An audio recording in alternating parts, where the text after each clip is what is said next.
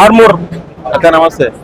కాంగ్రెస్ నియోజకవర్గ ఇన్ఛార్జ్ వినయ్ రెడ్డి గారు ఉన్నారు, మనతో పాటు మాట్లాడదాం. అన్న నమస్తే. నమస్తే. బాగున్నా. రాకేష్ రెడ్డి ఎమ్మెల్యేగా సక్సెస్ అయింది అనుకోవచ్చా, ఫెయిల్ అయింది అనుకోవచ్చు? అక్కడ ప్రజలు ఏమంటారు అసలు? ఎందుకంటే మీరు ఎట్లా ఫెయిల్ అయిందని చెప్తారు. ప్రజలకి 10 సంవత్సరాల నుంచి జీవన్ రెడ్డితోని నరకం అనుభవించారు. ముఖ్యంగా ఏంటంటే ఆర్మూర్ ప్రాంత ప్రజలు చాలా మంచి ప్రజలు, వాళ్ళకి అభివృద్ధి కోరుకున్నారు. కానీ జీవన్ రెడ్డి ఏం చేసిండంటే వాళ్ళని బెదిరింపుతోని మొత్తం 10 సంవత్సరాలు భయంతోనే గడిపించాడు. సరే ఈ మహానుభావుడు వచ్చిండు, బాగా పైసలు ఉన్నాయంటుండు, ఊరికి 10 ఇల్లు కట్టిస్తా అంటున్నాడు, రూపాయికి కార్పొరేట్ వైద్యం ఇస్తా అంటున్నాడు, మరేమన్నా చేస్తాడేమో, ఖర్చు పెడతాడేమో అని చెప్పి పాపం మా ప్రజలు నమ్మి ఓటేసారు. కానీ ఏ గ్రామం నుంచి పోయినా ఆ గ్రామంలో వాళ్ళని అడుగుతాడు, మీకేం సమస్య అంటాడు. ఇంతమంది ఉన్నారు కదా మీరే చేసుకోర్రి అంటాడు. ఒక యూత్ పిల్లలు పోయారు ఒక 3-4 గ్రామాల నుంచి, అన్న శివాజీ విగ్రహం ఈ గతంలో వినయన్న ఇచ్చిండు, శివాజీ విగ్రహం ఇవ్వండి అని చెప్పి పోయింది. మీరే ఇంతమంది ఉన్నారు యూత్ సభ్యులు, మీరే మంచికి వెయ్యి చేసుకోర్రి, పెట్టుకోండి.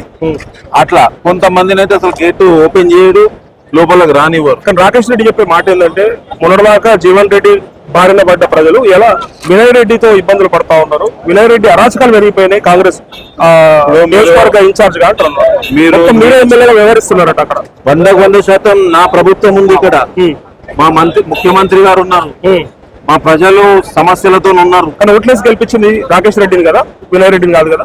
ఆయనకి ఇక్కడ కూడా అవకాశం ఉండదు, చేయాలనే ఆలోచన లేదు. ఇప్పుడు ఒక చిన్న ఎగ్జాంపుల్ చెప్తా. ఎల్ఓసి అనేది ఒకటి ఉంటుంది, ముఖ్యమంత్రి ద్వారా నిమ్స్ దవాఖానలో ఇస్తాం. మొత్తం కలిపి 14 నెలల్లో ఎన్ని ఎల్ఓసీలు ఇచ్చిండంటే 2 ఎల్ఓసీలు ఇచ్చిండు. నా దగ్గరకు వచ్చే ప్రజలు 40 ఎల్ఓసీలు ఇచ్చిన. ఇప్పుడు ఆయన దగ్గరికి ఎందుకు పోతలేదు, నా దగ్గరికి ఎందుకు వస్తున్నారు? ఇప్పుడు దాని అయితే నేను రమ్మని అయితే పోయి రోగం ఎవరికి వచ్చింది అనేది అయితే నాకైతే తెలియదు కదా. అదొక ఉదాహరణ. ఇంకా చాలా గ్రామాల నుంచి వస్తుంటారు. వస్తే వాళ్ళకి చెప్తా నేను, అరే ఫస్ట్ ఆయన దగ్గరకు పోండి, ఆయన దగ్గరికి వెళ్ళి తీసుకొచ్చుకోండి, ఆయన ఎమ్మెల్యే ఉన్నాడు అంటే లేదన్నా మేము ఆయన దగ్గరికి అంటారు. ఏంది అంటే అది కూడా మిమ్మల్ని అడుగుతారా? అది కూడా అంటున్నా నేను. మీరేమో బర్రెకి గడ్డేసిరు, ఆ బర్రెనేమో ఏడెన్నో తిరుగుతుంది, నేను ఆవచ్చిగా కూర్చుంటే నన్ను అడిగితే నేనేం చేస్తా?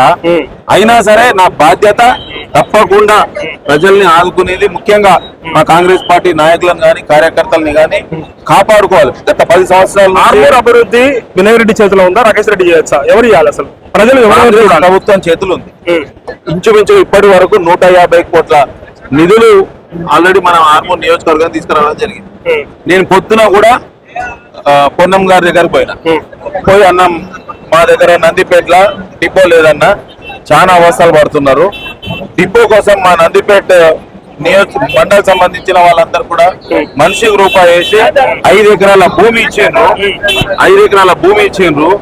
అక్కడ అవకాశం ఉంది, లేకపోతే దాన్ని మా ప్రాంతం వాళ్ళు ఒక స్టేడియం గా దాన్ని మంచిగా అభివృద్ధి చేసుకుంటారు అని చెప్పి అడగడం జరిగింది.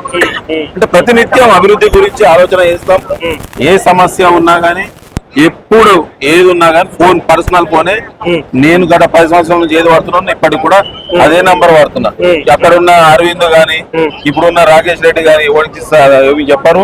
ఇక అరవింద్ అయితే ఇంకొక అదొక టైప్. వీళ్ళిద్దరు కలిసి మొత్తం జిల్లాని నాశనం పట్టిస్తున్నారు. నిధులు ఇచ్చేది ఏం లేదు. సరే పోనీ, ఈయనంటే రాష్ట్ర ప్రభుత్వం తేలే, కేంద్రం నుంచి అవకాశం ఉంది కదా. అరవింద్ ఉన్నాడు కదా యాక్టివ్ గా, కేంద్రంలో ఢిల్లీలో కూర్చుంటాడు, ఆయనతో నిధులు తీసుకొచ్చుకోర్రి, అభివృద్ధి చేయండి. నిజామాబాద్ నుంచి ఆర్మూర్కి అవస్థలు పడుతున్నారు, మీరు చూసిరో లేదో. మీ మీద 2 నెలల నుంచి అవస్థలు పడుతున్నారు. రోడ్డు అక్కడ చిన్న చిన్న పని ఉంది, మరి నీకు కనబడతలేదా? ఒక పార్లమెంట్ ఎంపీ ఉన్నావు, నువ్వు తీసుకొచ్చి నిధులు తీసుకొచ్చి సంబంధిత అధికారులతో మాట్లాడి కంప్లీట్ చేపియాల. అక్కడ ఒక అడవి మాడిపల్లి బ్రిడ్జ్ ఉంటది, 7 సంవత్సరాలు 8 సంవత్సరాలు అయింది. ఈయన ఎంపీ అయ్యే 6 సంవత్సరాలు అయింది, ఇప్పటి వరకు కంప్లీట్ కాలే. 6 సంవత్సరాలు పడుతుంది అండి ఒక రైల్వే ఓవర్ బ్రిడ్జ్ కంప్లీట్ చేయడానికి. ఇక మాటలు చెప్పమంటే ఇక అరవింద్ ఒక స్టైలు, ఈ మహానుభావుడు రాకేష్ రెడ్డి అయితే ఇక మొత్తం భూమి ఉండేనే ఉంటాడు. ఇక అన్ని ఈయననే చేస్తున్నట్టు ఊహించుకుంటాడు. నేను ఇంకో ఉదాహరణ చెప్తా. నందిపేటలో ఒకటి రామాలయం గుడి కడుతున్నారు. నా దగ్గరకు వచ్చారు కమిటీ సభ్యులు, ఆయన దగ్గర పోయారు. ఫస్ట్ ఆయన దగ్గర పోయినాక నా దగ్గరకు వచ్చారు. ఓ తర్వాత నేను 2,04,000 రూపాయలు దానికి స్టీల్ ఏమవుతుందో నేను అంత ఇచ్చేస్తా అని చెప్పి 2,04,000 ఇచ్చిన. ఆయన మొత్తం సోదంతా చెప్పి రూపాయి కూడా ఇవ్వకుండా పంపించాడు. మళ్ళీ మాటలేమో హిందుత్వం కథ ఓ పొడి చేత ఇక అది చేసేస్తా ఇది చేసేస్తా చేసేది ఏముంటది కానీ డ్రామా కంపెనీలు ఇక మీలాంటి వాళ్ళు పోయి మైక్ పెడితే ఇక మొత్తం ఆయన్నే ఈ దేశాన్ని ఆయన లేకపోతే ఇలా ఈ దేశం ఎక్కడో పాకిస్తాన్ లో కలిసిపోతున్నంత భ్రమలు కల్పిస్తాడు. మరి అంకాపూర్ పసుపు బోర్డు ఎవరు తీసుకొచ్చిండ్రు? అట్లే రైల్వే కోచ్ ఫ్యాక్టరీ ఎట్లా వచ్చింది మనకి? అంకాపూర్కి ఏం తెచ్చి ఏమొచ్చింది పసుపుబోర్డు ఏమో అయితే ఏమైంది ఎప్పుడు రావాలి అది బాండ్ పేపర్ రాసిచ్చి 6 సంవత్సరాలు అయింది. 6 సంవత్సరాలకి ఇలా ఉప్పు అన్నారు దానికి ఒక డైరెక్టర్ ఎవరినో పెట్టిర్రు దానికి మరి మొన్న జరిగిన బడ్జెట్ లో ₹1 బిల్లు ఇవ్వాలి పల్లె గంగారెడ్డిని పెట్టిర్రు అది మళ్ళీ ఆఫీస్ పెట్టి తీసుకుపోయి ఢిల్లీలో పెట్టిరు. పసుపు బోర్డు ఏమో నిజామాబాద్ అయితే ఢిల్లీలో పాపం రైతులు ఫ్లైట్ ఎక్కి ఢిల్లీకి పోవాలా ఇవో గిది ఇలా పని చేసే పని మళ్ళా మాటలేమో ఇప్పుడు రేపు ఏదన్నా పసుపు ఆల్రెడీ చాలా వరకు తగ్గిపోయింది. అంత ముందు ఉన్న దాంట్లో ఇలా 25% రైతులు వేస్తున్నారు. ఆటోమేటిక్ గా పసుపు అనేది కొంత యూసేజ్ లో ఉంది. కరోనాలో మనం ఎక్కువ శాతం పసుపు అనేది ఇంపార్టెంట్ అనేది గ్రహించి కొంత వాడకం పెరిగింది. ఎప్పుడన్నా ఒకసారి 14,000 కాగానే దానికి నేనే కారణం అంటాడు 6,000. ఇక ఈ రకంగా జరుగుతుంది. ఆర్మూర్ కి సంబంధించి ఒక ప్రశ్న ఏంటంటే వినయ్ రెడ్డి ఆగడాలు పెరిగిపోయినాయి, ప్రభుత్వం మాది ఉన్నదని చెప్పి ఇసుకలో అక్రమాలు కబ్జాలకు కమిషన్లు కాదండి. మా దగ్గర ఒక ఇసుక గంప కూడా దొరుకుతుంది. రైస్ పుల్లింగ్ అని ఎందుకు వచ్చింది మీకు పేరు? మరి ఏదో రైస్ పుల్లింగ్ దండ. ఇప్పుడు ఇక్కడ ఏం జరుగుతుందంటే జీవన్ రెడ్డి అనే వ్యక్తి మీద ఏకైక వ్యక్తి ఎదుర్కొని తిరిగినోడు ఎవడు అంటే వినయ్ రెడ్డి. 10 సంవత్సరాల నుంచి నన్ను మామూలుగా అష్టదిగ్బంధం చేయలే.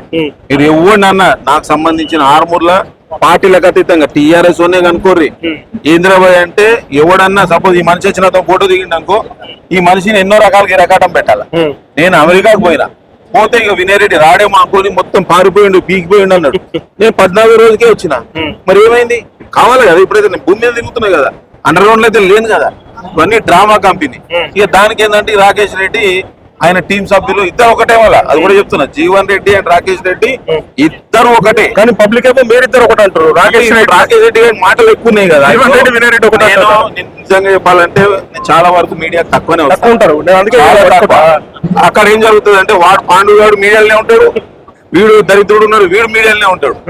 నేనేమో అమాయకుని. నిజంగా చెప్పాలంటే నాకు అబద్ధాలు వాడుకోవట్లేదు మీడియాని. నేను అబద్ధాలు ఆడడం రాదండి. చెప్పాలి కదా చెప్తూనే ఉంటా. ఎప్పుడైతే నా దగ్గర అవకాశం వచ్చిందో డెఫినెట్ గా చెప్తా. వాడు చేసేది ఏముండ మళ్ళా చెప్తున్నా మీకు. ఈ రాకేష్ రెడ్డికి ఎవరికన్నా సేవ చేయాలనే ఆలోచన ఒక్క పైసా కూడా లేదు. ఇద్దరు మాట నష్టపోతున్నారు. ఎవరన్నా ఉంటే ₹1 ఇస్తుందట తప్ప ఈయన ఉంటే ₹1 కూడా ఇయ్యడు. ఇప్పుడు మీడియాలో కనపడే ఆ ఇద్దరి వల్ల ఇద్దరు మాట్లాడుతున్న నష్టపోతా ఉన్నారు. మీరు కూడా నష్టపోతా ఉన్నారు. ప్రజలు ఏంటంటే మాటలు చెప్పేటోడు కావాలా. నా ప్రవర్తన ఇంతే అండి. నేనేం చేస్తానో చెప్తా. నేను రేపు పోతా ఒక గ్రామానికి వాళ్ళు పాపం సమస్య చెప్తారు. నేను టైం డేట్ చెప్పేసి వస్తా. ఒక్కరోజు అటు ఇట్లా. ఇప్పుడు నిన్న రోజు ఒక విలేజ్ పోయినా వాళ్ళు రోడ్ కావాలన్నారు. నేను చెప్పిన కాంట్రాక్టర్ మాట్లాడినా అధికారులకు మాట్లాడినా కొంత పేమెంట్ ఇప్పిస్తున్నా. నేనేమో పేమెంట్ ఇప్పించుకుంటా రోడ్లు ఇప్పిస్తున్నా.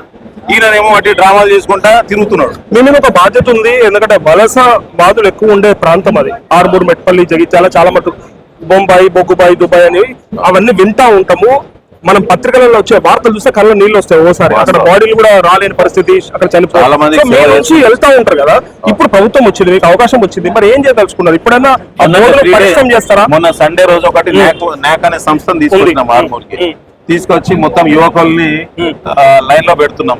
వాళ్ళకి చెప్తున్నాం ఎవరైతే రిజిస్టర్డ్ బ్రోకర్ ఉంటాడో పంపించే వ్యక్తి ఉంటాడో ఏజెంట్ ద్వారానే పోండి.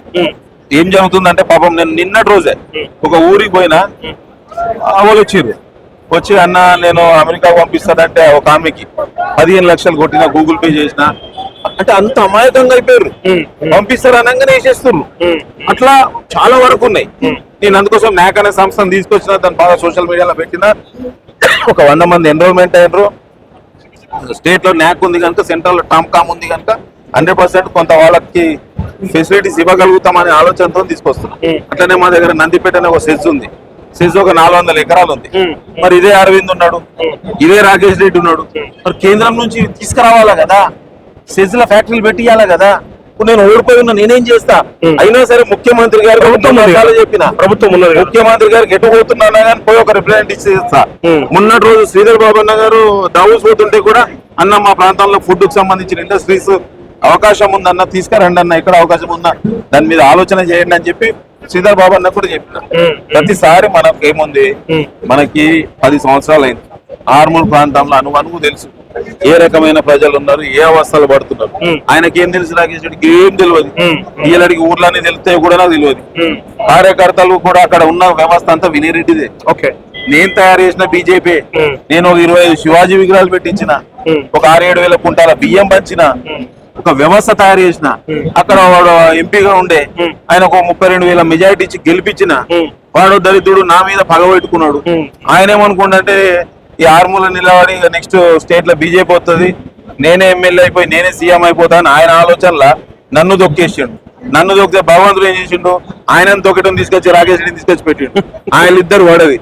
అసలు రెండు పాజిటివ్. నేనన్నాగానే ఆయన చెప్తే వింటుంటి, ఈయన చెప్తే ఎవరి మాట కూడా విన్నాడు. ఈ భూమి మీద ఎవరి మాట విన్నాడు. ఇప్పుడు మళ్ళీ నిన్న మొన్న మాట్లాడుతున్న ఎంఐఎంతో కలిసి మేమే గవర్నమెంట్ ఫామ్ చేస్తా అంటాడు. మొన్నటి దాకానేమో మా దగ్గర ఒక మంచి పవర్ఫుల్ సిద్ధుల గుట్ట ఉంటది. సిద్ధుల గుట్ట కానీ ఏ పుణ్యక్షేత్రమైనా సరే అక్కడ జాతర జరిగితే మైనారిటీ సోదరులు వచ్చి వాళ్ళు అమ్ముకుంటుంటారు. ఏది బజ్జీలా లేకపోతే ప్రసాదం కాదు కానీ మిగతా వస్తువులన్నీ అమ్ముకుంటారు. అక్కడ మా దగ్గర సిద్ధుల గుట్ట మీద అమ్ముతే ఇక్కడ ఎట్లా అమ్ముతారు, అన్య మతస్థులు ఎట్లా అమ్ముతారు, ఇవన్నీ మాట్లాడతారు. మళ్ళీ ఏమంటారు, మొన్న మేము ఎంతో కలుస్తాం ప్రభుత్వాన్ని వాడగొడతాం, ఆయన హోమ్ మినిస్టర్ అవుతాడు. హోమ్ మినిస్టర్ కాదు, మళ్ళీ నెక్స్ట్ దఫా నువ్వు గెలిస్తే నేను రాజకీయ సన్యాసం చెప్తా. ఓకే, ఫైనల్ క్వశ్చన్ వినయరెడ్డి గారు, ఆర్మూర్ ప్రాంతం అంతా కూడా వ్యవసాయానికి సంబంధించి ఎక్కువ ఉంటారు, అంటే ఆ రంగం వైపునే ఆధారపడి ఉంటారు, రైతులే ఉంటారు ఎక్కువ. సో వాళ్ళకి రుణమాఫీ సగమే అయిందని, రైతు భరోసా ఇంకా ఇలా 3 ఎకరాల వరకే పడ్డది. ఇంకా ఎప్పుడు పడుతుంది? గత ప్రభుత్వం ఏమో పంచని వేసేది, ఇప్పుడు వ్యవసాయానికి పెట్టుబడి సమయంలో అందించకుండా ఎప్పుడు అందిస్తారు? అసలు మంత్రి తుమ్మల నాగేశ్వరరావు చెప్పాడు, ముఖ్యమంత్రి గారు చెప్పారు, మీరు కూడా చెప్పారు, ఎప్పుడు చెప్తారు మీరు? మేము కూడా ముఖ్యమంత్రి గారి దృష్టికి, మంత్రుల దృష్టికి, మాకు జిల్లాల మీటింగ్ అయినా సరే, మా గాంధీ భవన్ లో రివ్యూ అయినా సరే, మేము ఒకటే చెప్తాం, ఆర్మూర్, పాల్కొండ, నిజామాబాద్ రూరల్ లా రైతులు చాలా మంది ఉంటారు. ఇప్పటికీ కూడా 40-45% రైతులకి జరిగింది. దాంట్లో తప్పిదాలు, కొంత బ్యాంకు తప్పిదాలు ఉన్నాయి. ఇంకొకటేమో కొంత దేశాలలో పోయి వాళ్ళ నేమ్స్ కొంత వల్ల, భార్య పేరు మీద రావడం వల్ల మేము కూడా చెప్పినాం. ఫస్ట్ 1,30,000 భార్యకు ఉంది, భర్తకు 1,50,000 ఉంది. ఏదో ఒకటి 1,30,000, 1,50,000 ఏదో ఒకటి వేసేసేయండి. అట్లా కాకుండా 2 లక్షల కంటే పైన కూడా గైడ్ లైన్స్ ఇస్తామన్నారు. అయినా కట్టిన వాళ్ళు చాలా మంది ఉన్నారు, కడత మంది వాళ్ళు కూడా ఉన్నారు. ఇప్పటికి కూడా ఏమని చెప్తున్నాం, 2,05,000 ఉందా, పైన ఒక 10,000 కట్టేసుకొని రెడీగా ఉండు. తప్పకుండా 5వ విడత ఉన్నా, ఎందుకంటే 4వ విడతలో 31,000 కోట్లు చెప్పినాము, 21,000 కోట్లు వరకు 21 కోట్లు అయింది. ఇంకా ఉంది, తప్పకుండా చేయాలి. కానీ సమస్యలు కూడా ఈ గత ప్రభుత్వం ద్వారా చాలా సమస్యలు ఉంటాయి. అయితే అనేది మేము చూస్తున్నాం కదా, ఏ ఊరికి పోయినా గానీ 4 చెక్కులు ఎత్తుకొని వస్తారు. అన్న నేను ఇది కట్టినా, నాకు ఇది వస్తలేదు, పేమెంట్ రావాలన్నా, ఈ సంఘంకి పెట్టినా, లేకపోతే ఈ రోడ్డు కట్టినా, మా దగ్గర రోడ్లు వేసే కాంట్రాక్టర్ సుమారు 78 కోట్ల బ్యాలెన్స్ ఉంది గత ప్రభుత్వం. నిన్నటి రోజు కూడా 8 కోట్ల 20 లక్షలు ఇప్పించినాం. సమస్యలు అనేది చాలా ఉన్నాయి. మొన్న మీరు మహబూబ్ నగర్ లో రైతు పండుగ అని పెట్టి 3,000 కోట్ల రూపాయలు అని చెప్పి 4వ విడతలో రిలీజ్ చేశారు కదా, అందరికి పడలేవు అవి డబ్బులు. మరి అక్కడ కూడా పెండింగ్ ఉన్నాయి. మరి అవన్నీ కూడా మరి ఎవరన్నా అడగాలా, ఎవరిస్తారు దానికి సమాధానం అంటే ఎక్కడ లేదు. మరి తప్పకుండా జరుగుతుంది. 100% 2 నెలలు అవుతా ఉంది, 2 నెలలు దాటిపోయింది. అడగకుండా చేసుకుంటా వస్తుంది. ఇప్పుడు మేము ఇంకా ఒక్కోసారి అనుకుంటాం, అరే ఇంత బోనస్ ఇచ్చినాము, ఇవన్నీ ఇస్తున్నాము, ఒకవేళ రైతు మన ఇది రుణమాఫీ చేయకున్నా, ఒకవేళ ప్రతి కుటుంబానికి 1,00,000 రూపాయలు ఇచ్చినా గానీ అందరికి ఇచ్చినట్టు అవుతుండే అనేది ఒక ఆలోచన బాగా అనిపిస్తుంది. ఇక పైన జరిగింది దృష్టికి తీసుకెళ్తారా ముఖ్యమంత్రి గారు దృష్టికి? ఏ సందర్భం అయినా మాకున్న సమస్య అది ఒకటే, రైతు సోదరులకు ఉన్న సమస్యనే కనుక తప్పకుండా దాన్ని తీసుకెళ్తుంటాం, దాన్ని ముందుకు తీసుకెళ్తాం. వచ్చే రోజుల్లో రైతు సోదరులకు 100% ఆర్మూర్ ప్రజలకి మీరు అండగా ఉంటారు, ఏ సమస్య వచ్చినా కూడా, ఎట్టి పరిస్థితుల్లో అయినా సరే. వీళ్ళు ఉండరండి, వీళ్ళు డ్రామా కంపెనీ. మీరు చూసుకోండి, మీరు వాళ్ళ సోషల్ మీడియాలో చూడండి. ఎప్పుడన్నా మీకు అందుబాటులో ఉంటే మీ దాంట్లో ఛానల్ కింద పెట్టండి, ఏది పోల్ పెట్టండి, జీవన్ రెడ్డి మంచోడా, వినయ్ రెడ్డి మంచోడా, రాకేష్ రెడ్డి మంచోడా. ఒకడైతే 2 సార్లు ఎమ్మెల్యే, వీడు ఒకసారి ఎమ్మెల్యే. నేను ఏం కాకున్నా సరే నా ఆస్తులు అమ్ముకొని సేవ చేసుకుంటూ వచ్చింది. జీవన్ రెడ్డి అవినీతి బాగా చేసిండు అని చెప్తారు కదా అప్పుడైతే, మరి ఎప్పుడు తీస్తారు బయటకి, తీస్తారా ఉన్నదా లేదా అసలు?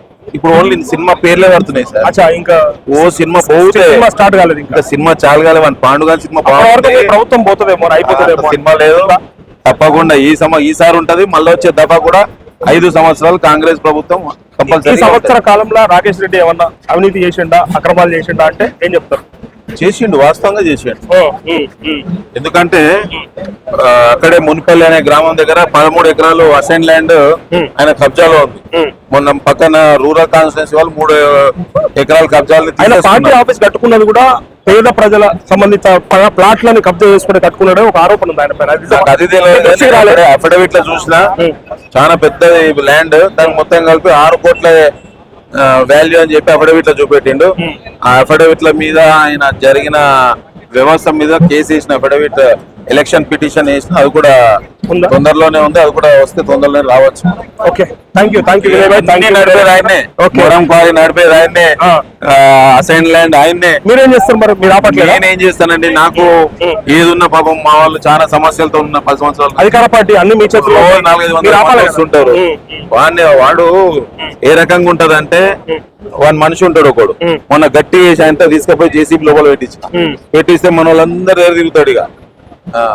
అంతే తప్ప వాడు ఆర్మూర్ కాంగ్రెస్ నియోజకవర్గ ఇన్ఛార్జ్ వినయ్ రెడ్డి గారితో ప్రత్యేక ఇంటర్వ్యూ. థ్యాంక్ యూ అన్న, థ్యాంక్ యూ సో మచ్.